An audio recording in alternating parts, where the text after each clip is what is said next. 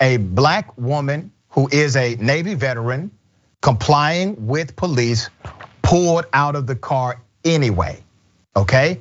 This is why people don't like the popo, because of petty garbage like this. Here's the video. Heard.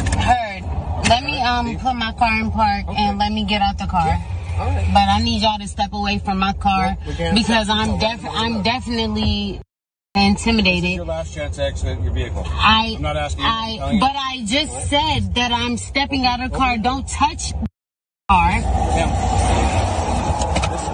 Listen. Get out my car. I just asked you. I just said. Okay, listen. But I just said that I was stepping out of the car. So you putting your hands in my car is not the. Okay. Have anything here? Get off of me. Get off of me. Relax. Get off of me. Look, Why are you on me? Relax. But get off of me. Relax. Can you get the cars unlocked? Get off of me. Get off of me. Get off of me. Get off of me. You're asking me to. According to the person who posted this, all charges have been dropped after the video went viral. There is no word as far as actions against the police officers, but here's what's happening. When she says, get off of me, she's really saying, why are you trying to take my dignity? You see, the cops are doing this because they want to take her dignity. They want to put her down. They want to put her in her place. She is complying. And you see they're calm. They're initially saying, okay, But then when she says, listen, don't touch my car. I'm getting out of the car. Oh, how dare you? How dare you talk to a white man in authority like this? You're just a black woman. And that's when things change for them. And that's when they decided not to give this woman 5 seconds to simply do exactly what she told them she was going to do. I'm sure you see a lot of these cases, attorney. Yeah, I mean, that was definitely, like you said, the absolute power struggle. Yeah. And what's coming to mind is that the Gabby Petito, we all see the footage of that police encounter. I don't know if you've seen it, but like the calmness there of the police officers in terms of, oh, can you maybe raise your shirt so we can see if you have a weapon? And they were dealing with a potential domestic violence situation there, so they were trying to keep things cool. But we know police officers can keep things cool. And here, like you said, the moment she's kind of says, like, I'm gonna come out, but I need my space. Like any kind of accommodation, they take it as an affront and they escalate the power that they have. There was 3 of them, and large males. She's rather petite and a female and by herself.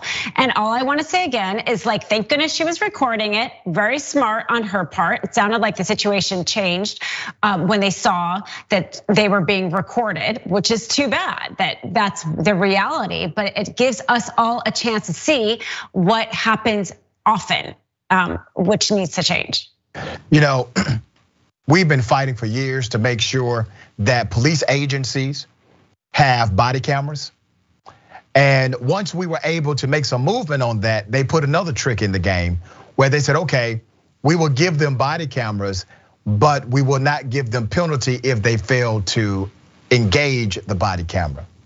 And then when we said, okay, there's going to be penalty if they do not engage the body camera, then there's an appeal process with the Civil Review Board that says, no, you cannot use that as a basis for termination. So they put another trick in there. So what you see happening is every time we make one step forward, they seem to make 2 steps ahead of that one step. And we can't simply create a fair and just society where everybody is held to a standard of accountability to be fair to our fellow citizen. Why do you think this happened? Why is it that policing is like this in America? You've seen policing in other countries. I've seen it in other countries. Many of those countries, the police, they don't act like this. Yeah, I mean, some would say that because of the racial beginnings of a lot of the police forces. Also, maybe because they have had guns. We've treated them, we've given them not only the power of the state, but given them lethal weapons, power to take life. And there's not, until recently, there hasn't been a lot of accountability. Like you said, not even body cameras, and even that has become fluctuated. So there's not been a lot of checks on what was really an enormous amount of power that we as a state handed to people. And that reckoning is probably gonna take a long time because we don't wanna necessarily get rid of that. And so to create a system that is doing both what we want, again, being protected by the police and from the police is going to take a while. I spoke to a conference not too long ago. It was actually a sheriff's conference. And I don't know why the hell they invited me to speak at this conference, but I was happy to show up. And this was in reference to criminal justice reform. And everybody was talking about we need to fix the system, fix the system. And when I got up to do my address, I said, first of all, you don't need to fix the system, you need to break it. Because the same badge that these sheriffs are wearing, it was like 100 sheriffs behind me, elected sheriffs. I said that badge is very similar to the slave patrol badge, which was really your first onset of massive law enforcement in the South. And their job was to protect property and protect white men. Now, you're not trying to fix that system, you're trying to break it. Because there is something fundamentally wrong with everything that comes from that system.